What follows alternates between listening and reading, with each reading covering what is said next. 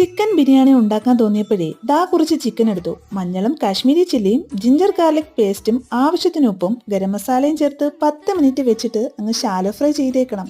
അടുത്ത സ്റ്റെപ്പായിട്ട് ഒരു പാനിലേക്ക് കുറച്ച് വെളിച്ചെണ്ണയും ഗരം മസാലക്കൂട്ടും ഇഞ്ചി വെളുത്തുള്ളി ചതച്ചതും കട്ട് ചെയ്ത തക്കാളിയും പച്ചമുളകും ഇട്ട് ഇളക്കിയതിലേക്ക് മുളക് മല്ലി മഞ്ഞൾ പൊടികളിട്ട് വഴറ്റിയെടുക്കാം.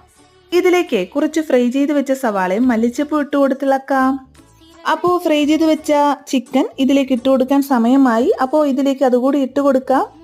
കുറച്ച് ചൂടുവെള്ളവും ആവശ്യത്തിന് ഉപ്പും ചേർത്ത് ഇളക്കിയെടുത്താൽ നമ്മുടെ ബിരിയാണിക്കുള്ള കറിയായി. അപ്പോൾ ഇതൊരു വലിയ പാത്രത്തിലേക്ക് മാറ്റി ബിരിയാണി ചോറ് ഇതിലേക്ക് ഇട്ട് കൊടുക്കാം. ബിരിയാണി ഒന്ന് കളർഫുൾ ആവാൻ വേണ്ടി ഞാൻ ഇതിലേക്ക് കുറച്ച് മഞ്ഞൾപ്പൊടി കലക്കി ഇതുപോലെ ഒഴിച്ചു കൊടുക്കുവാണ്.